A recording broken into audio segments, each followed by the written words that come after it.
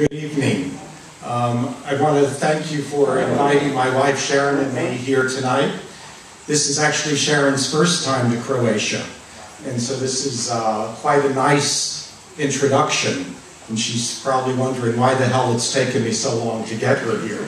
So you've actually caused trouble for me in this, so, because this is quite really wonderful. And we're happy to be here for this occasion.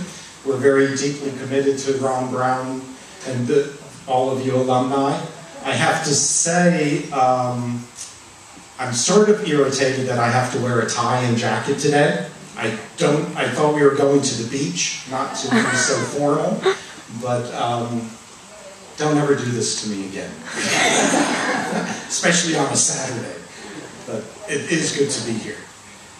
And it's always a pleasure to gather with those who understand better than most, and certainly better than me, the importance of this region and the positive impact that a shared long-term commitment to this region and its people can have. This is going to be, I hope, only about a 10-minute speech. I hope it isn't going to disturb your dinner too much. The viability and sustainability of today's Europe is a hot topic right now. Everyone has an opinion, usually ill-informed, about the vitality of European institutions. The breathlessness of some observers in announcing that Europe and European institutions are malfunctioning and are on the brink of catastrophe are bemusing. One is quickly reminded of the old story about Mark Twain, who somebody published his obituary about 20 years before he really died. And he said, "Rumors about my demise are greatly exaggerated." I think the same is true of Europe. The people who talk Cassandra-like about how bad Europe is faring right now are greatly exaggerating what's really going on. And indeed, the Ron Brown Fellowship is living proof that despite circumstances and challenges, often dismissed as insolvable, promising individuals like all of you, given the right opportunities to grow professionally and personally, can still make a tremendous difference. As you all know, the community we know today as the European Union germinated in soil soaked for centuries in blood, and was forged out of conflict and trade, in coal and steel to be precise. French diplomat, economist, and statesman Jean Monnet, a trusted confidant to many American presidents and now called the father of Europe, was the brains behind this idea, which gave hope to a continent devastated by war. What you may not know is that Monnet could not have succeeded without considerable financial and political support from Washington. For his efforts, he was given the Presidential Medal of Freedom by President Johnson in 1963. Monnet and his compatriots sought to place those two great warring adversaries, France and Germany, in an embrace so close that it would be impossible for another conflict between them to emerge. In my view, 2 suicide attempts in 1 century seemed more than even Europe could endure. A third was sure to be fatal. With backing from the United States, which was sharing its newfound wealth in Europe through the Marshall Plan, Monnet's initiatives, including the so-called Schuman Declaration and the European Coal and Steel Community, laid the foundations for the common market and gradually started to knit together the disparate countries of Western Europe. Such groupings are not new. From the first city-states and the ancient empires of Roman China to feudal Europe, people have sought refuge and solace in larger communities.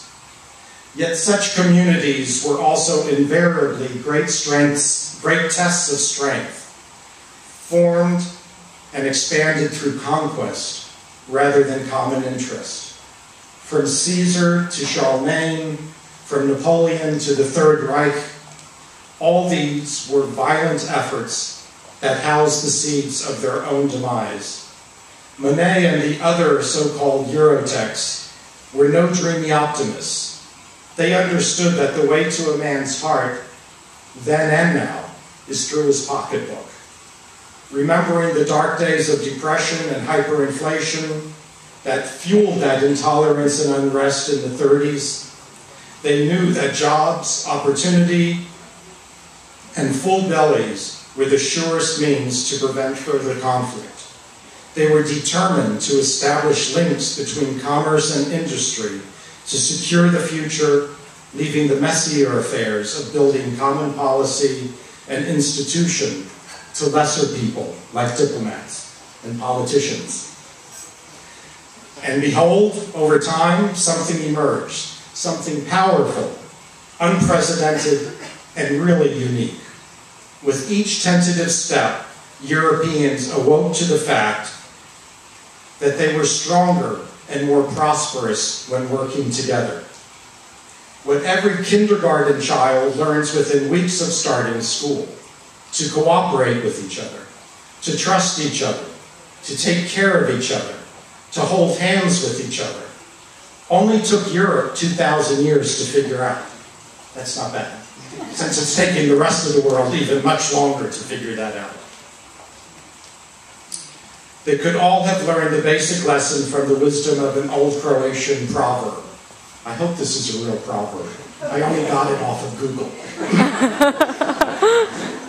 Better a bad harvest than a bad neighbor.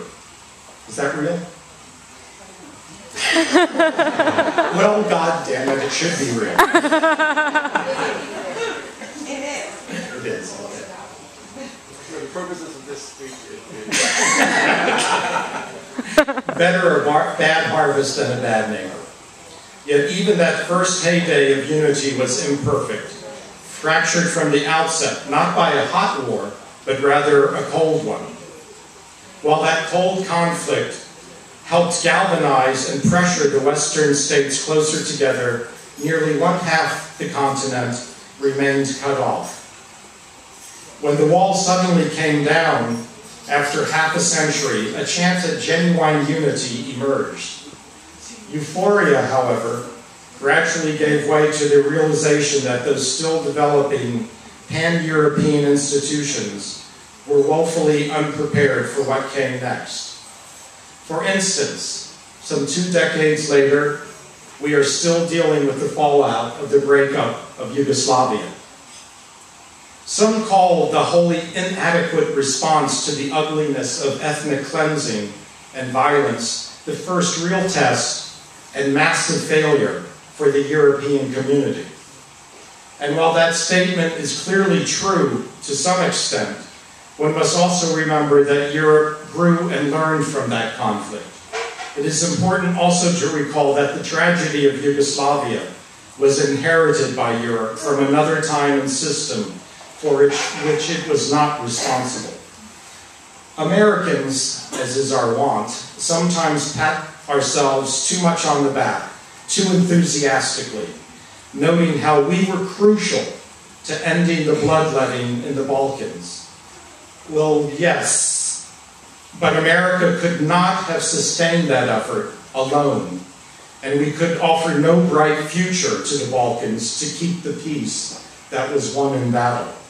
Europe deserves the credit for maintaining the peace, for offering a dream, a hope to this region, even if America was needed during the conflict itself. The long shadows of the Balkan conflict, which still hinder progress in Bosnia and elsewhere in the region, also remind us of the heavy price we must pay when we idly allow ethnic, religious, historical animosities to fester. What Bismarck said over a century ago still rings true. If there is ever another war in Europe, it will come out of some damn silly thing in the Balkans. That was true in the 1870s, and it's true in the 21st century. And here let me take a moment to be really frank. Although the United States in principle remains dedicated to the long-term prosperity and integration of the Western Balkans, the fact is, We are often too distracted by conflicts elsewhere to take the lead. We are far better at putting out fires than actually stopping them from happening in the first place. And as the Balkans continues to smolder, the reality is that it will largely be up to Europe to tend its own. The Balkans remains a fault line not so much between civilization and barbarism as between a reality and a dream that yearns to become part of that reality. Some have begun to talk of fatigue and frustration, as if vision is ever genuinely susceptible to either. Those aspiring to join the club should also understand that achieving candidate status is no panacea that suddenly causes all of your problems to disappear. As any Croatian in this room can tell you, once you actually get accepted, that's when the work really begins. And as the EU has grown, so has controversy over whether and how standards for membership have been applied, and the extent to which necessary reforms have taken root. It was easier 10 years ago, 15 years ago, to get into the EU than it is now. And that sense of injustice and unfairness of different standards is something that arouses anger in all of us. Today's challenge for the EU, however, does not revolve simply around its political future, but harkens back to the very foundation of this community. Many are questioning the future of Europe's currency and monetary union. Can the union survive, they ask, without a unified monetary and fiscal policy? The danger is very real, and the self-proclaimed pundits and Eurosceptics, mostly in America, I guess, are sowing seeds of doubt. Current members are balancing increasingly stretched welfare, education, and health systems on the one hand against populations that are tiring and are frustrated with having to help neighbors at their own expense on the other hand. Some aspirants, for their part, are asking if joining the union is still worth it after all. I don't see the EU as a magic cure-all for all that ails Europe, and neither do I see it as indestructible. Success is not guaranteed, and this grand experiment, for all its advantages, can still unravel. Yet to paraphrase Churchill's famous comment about democracy, the EU is absolutely the worst system today for Europe, except for all the others that have already been tried. So, does this mean we need a United States of Europe? I don't think so. Probably not. Not at least not this century. And only if that is the path that eventually Europeans choose for themselves. But no matter its direction, the Union must find ways to grow and adapt to move forward, just as it has done in the past. As my favorite American songwriter Bob Dylan always said, if you ain't busy being born, you're busy dying. Europe needs to continue being busy being born with each new crisis and each new member. You don't have to become the United States of Europe, but it is essential for Europe to remain united. When the European Union works, when there are unprecedented levels of prosperity, commerce, trade, and a newfound sense of belonging with room enough for differences, it is because your shared commitment to common ideas and ideals.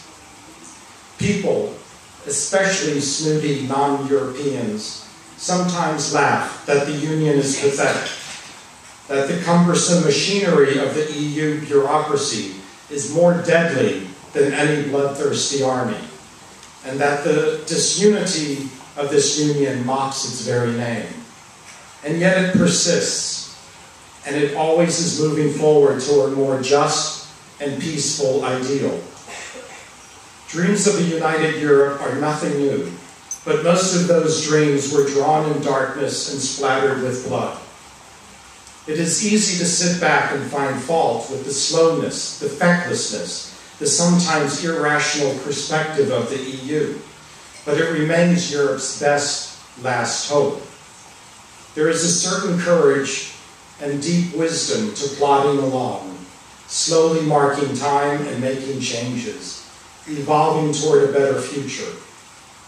Whatever changes result from how the Union will rise to meet these latest challenges, Europeans should remain dedicated not only to the vision that started it all, one of a Europe whole, prosperous, and at peace, but most of all, Europeans must remain dedicated to each other. Thank you.